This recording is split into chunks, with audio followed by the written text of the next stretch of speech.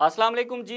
इस वीडियो में दो अहम तरीन डेवलपमेंट्स पर बात करेंगे कि एक तरफ तो हमने देखा है कि फ़ौजी अफसरान का स्मगलिंग के अंदर मुलविस होने का इंकशाफ हुआ है और इस हवाले से आर्मी चीफ का भी एक दबंग बयान सामने आया है। और दूसरा अहम तरीन टॉपिक ये है कि अडयाला जेल के अंदर रहते हुए इमरान खान की मुश्किलात के अंदर मज़ीद इजाफा हो चुका है और इस हवाले से इमरान खान को ज़ेर दिए जाने का भी इंकशाफ खदशात ज़ाहिर किए जा रहे हैं। उनकी बेगम बुशरा बीबी भी इस हवाले से इस्लामाबाद हाई कोर्ट से उन्होंने रिजू किया है। इस पर बात करेंगे, लेकिन सबसे पहले आपको बताएं कि अब जो एक पहले हमने देखा कि डॉलर की स्मगलिंग के अंदर जितना भी लोगों का हाथ था उस पर आर्मी चीफ ने जो है वो हाथ डाला और आर्मी चीफ ने सख्त बयानात दिए। जो मुतअद्दिद कार्रवाइयाँ की गई, उन तमाम कार्रवाइयों के बाद हमने देखा कि डॉलर कुछ जो है वो अपनी कदर थोड़ी सी उसने खोई है। लेकिन उसके साथ अब कल जो वजीर दाखिला हैं उन्होंने एक प्रेस कॉन्फ्रेंस की है और उस प्रेस कॉन्फ्रेंस में उन्होंने इंकशाफ किया है कि साबिक फौजी अफसरान जो हैं उनका स्मगलिंग के अंदर मुलविस होने का इंकशाफ हुआ है। और जो जो लोग यानी कि जो भी अफसरान इसके अंदर मुलविस हुए हैं उन तमाम का कोर्ट मार्शल होगा। और आर्मी चीफ सैयद दासिम मुनीर जो है वो इस हवाले से बड़े ही सीरियस हमें नज़र आते हैं। बेसिकली जो सरफराज बुगटी हैं उन्होंने ये बात की कहाँ से, किस कॉन्टेक्स्ट के अंदर बात की, क्योंकि हमने देखा कि स्मगलिंग तो पहले भी होती है लेकिन असल में अब ये जो एक शोशा छोड़ा जा रहा है कि इसमें बहुत सारे जो फौजी अफसरान हैं वो भी शामिल हैं। तो ज़ाहिर है सरफराज बुगटी का ये कहना था कि जो एजेंसियां हैं उनकी नाक के दम के अंदर तले जो है वो यहाँ पर स्मगलिंग होती है और इसमें कैसे हो सकता है कि उनको स्मगलिंग का पता भी ना हो। और स्मगलिंग जो है वो ऊँटों के ज़रिए नहीं होती बल्कि ट्रक भर भर कर स्मगलिंग होती है। तो किस तरह से हो सकता है कि फ़ौजी अफसरान का इसका इल्म ना हो, या किस तरह से हो सकता है कि हमारी जो एजेंसियां हैं उनको इस बात का इदराक ना हो कि स्मगलिंग हो रही है। तो इस पर उनका कहना था कि आर्मी चीफ इस हवाले से बड़े हमें सेंसिटिव नज़र आते हैं और उनका कहना था कि उन लोगों का कोर्ट मार्शल होगा जो कि ऐसी जो एक कार्रवाइयाँ हैं और ऐसे जो एक चंद अनासिर हैं जो कि इसमें मुलविस हैं। सरफराज बुगटी ने कल एक प्रेस कॉन्फ्रेंस की है, थोड़ा सा मैं उसका आपको एक उसका जो कंटेंट है वो सामने रखता हूँ, उसके बाद आपको अंदाज़ा होगा कि किस तरह से स्मगलिंग होती है और फिर उस स्मगलिंग को किस तरह से हेल्प आउट किया जाता है और कौन कौन से जो अफसरान हैं वो उसको हेल्प आउट करते हैं, एजेंसियों मुख्तलिफ एजेंसियों के लोग हैं, इसमें जो इंकशाफ हुआ है। अच्छा, विफाकी वज़ीर दाखिला सरफराज बुगटी कहते हैं कि अगर मैं ये कह दूं कि स्मगलिंग में सिक्योरिटी एजेंसियां मुलविस नहीं हैं तो ये मुनासिब नहीं होगा, क्योंकि स्मगलिंग जो है वो ऊँटों के ज़रिए नहीं बल्कि ट्रक भरकर होती है। आर्मी चीफ ने वाजे किया है कि स्मगलिंग में फ़ौज के लोग मुलविस हुए तो उनका भी कोर्ट मार्शल होगा, उन्हें जेल भी जाना पड़ेगा और स्मगलिंग में सियासतदानों और सरकारी अफसरान के नाम भी शामिल हैं। इस हवाले से उन्होंने कहा कि कुछ तहकीकात हमने की हैं, तहकीकात में कुछ निकला तो सामने लाएंगे। अफगान ट्रांजिट ट्रेड की आड़ में तिजारत कम, स्मगलिंग ज़्यादा हो रही थी। अफगान ट्रांजिट ट्रेड को कराची पोर्ट से लेकर अफगानिस्तान तक मॉनिटर किया जाएगा।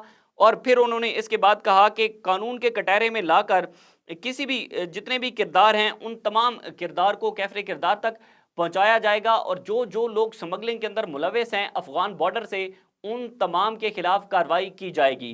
पहली अहम बात ये थी। दूसरी बात ये है कि कल गुज़िश्ता रोज़ हमने देखा कि इस्लामाबाद हाई कोर्ट के अंदर बुशरा बीबी ने एक दरख्वास्त दायर की है और बड़ी हमें तो उससे देख के बड़ी हैरत हुई है कि उस दरख्वास्त में ये इस्तदा की गई थी कि इमरान खान को अडयाला जेल के अंदर जिस तरह से रखा गया है तो अडयाला जेल में इमरान खान को जो उनका खाना बेसिकली उनको दिया जाता है उस खाने में जहर दिए जाने का खदशा जाहिर किया गया है। और जितनी भी सहूलियात एक साबिक प्राइम मिनिस्टर को होनी चाहिए वो तमाम सहूलियात इमरान खान को नहीं दी जा रही। उसके साथ उन्होंने कहा कि जो उस वक्त उनको अडयाला जेल में, क्योंकि वो पहले अटक जेल में थे, वहाँ पर वो खुद को जो है वो सेटल कर चुके थे, वो सेटिस्फाइड थे वहाँ पर, लेकिन चूंकि दरख्वास्त दायर हो गई थी, हुक्म आ गया था, अदालत का ऑर्डर रिजर्व हो गए थे, तो फिर उनको जो है वो अडयाला जेल लाना पड़ा। अडयाला जेल में अब उनकी ज़िंदगी ख़तरे में है।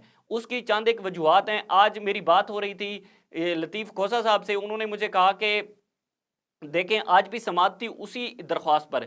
समाअत नहीं हुई क्योंकि कुछ एतराज़ात थे ऑफिस की जानिब से लगाए गए थे। उन एतराज़ात को चीफ जस्टिस ने दूर किया है और जुमेरात वाले दिन इस दरख्वास्त को मुकर्रर किया है समाअत के लिए। लेकिन लतीफ़ खोसर साहब ने मुझे बताया कि देखें 2-3 अहम चीज़ें हैं। पहली चीज़ ये है कि जब इमरान खान पर जो है वो जब वो जलसे के अंदर थे, जब वो धरने के अंदर थे, उन पर कातलाना हमला हुआ, वो भी एक पीडीएम की कड़ी थी।